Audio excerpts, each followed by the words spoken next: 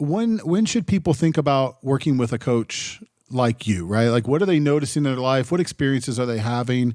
And that should encourage them or maybe prompt them to reach out to you or people like you. Like, what role does this wellness coach play, and when should people be thinking about utilizing your services?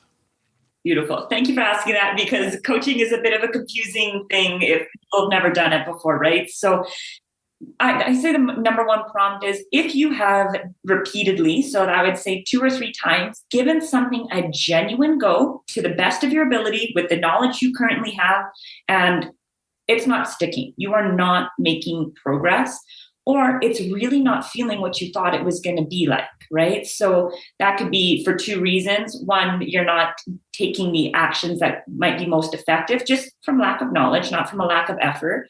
Or 2, what you thought you wanted is not actually what you wanted. So you need to, take another step back and decide what you really want out of your life. So accountability is 95% more likely for you to achieve a goal. Whether you are accountable to a partner, to a friend, to a coach, to a personal trainer, it doesn't matter. That is where this long-term success lies, right? We are community creatures. We are meant to rely on one another. So if you're noticing that you're having that repetitive, unable to achieve the goals that you're working for, or even one step before that, you have no idea what your goal is. I know this was for me. I knew I wanted something more. I had no idea what more was. It turned out to be a coaching business for me. I knew I wanted a business. I come from a family of entrepreneurs, but literally outside of I want a business, I had no idea what I wanted.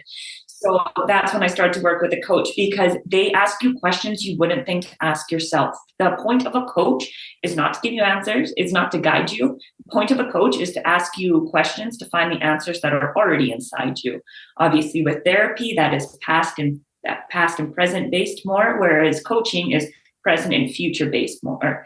You don't go to a coach for traumas or anything like that. We are not trained in that. Some are, but most of us are not trained in that. It is goal setting, future pacing, creating a reality moving forward from here of what's going to build what feels really authentic to you. So it's that repetitive, I can't do this. Maybe it's time to ask for some help. You could tell you're a business owner. You worked in your disclaimer there. Like, I am not a therapist. Do not. No. Very much not. Let's draw those lines. But no, I wonder, because it is an emerging field, right? So therapy has been around for a while, and now coaching is kind of this new thing. And, I think the internet has facilitated that. I know you've shared with a lot of where your clients are. These are people you could have never reached without the internet, without modern technology. And so it's a beautiful thing.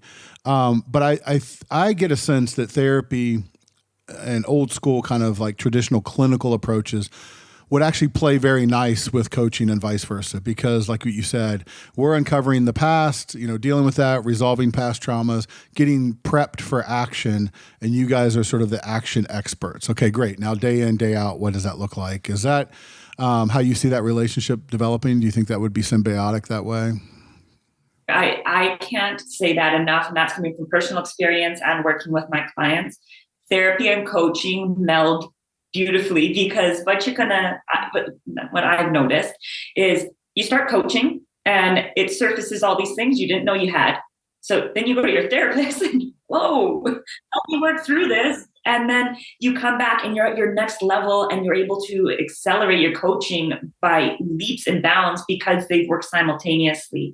Or same with, it can be the reverse too. If you're working through with something and you think, there was the answer that I never knew I had inside me, if that's where that came from. Now I know how to take what I want to take action on, but I don't know how to take the action. It's funny, on the therapy side, just full disclosure, there are a list of interventions. There are things that we all know and train, but we're more insight-based. We're more awareness-based, right?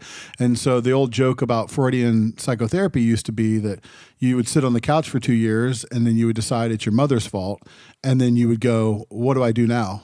And your therapist wouldn't have any answers, right? Like their goal was to get to the root cause and develop the underlying, understanding and awareness. So there's a gap there. There really is. I mean, I know therapists to this day, I have done this in the past myself, where a client will ask, okay, so great, what do I do? And they Google it. And they go, seriously, like interventions for, right? We were talking with a psychologist recently, and he was talking about in his training, they said, well, just do a breathing exercise with him. And he went, great, which one? And I go, just pick one. And he was like, oh, you don't know. You're not doing it. It's such a great story, right?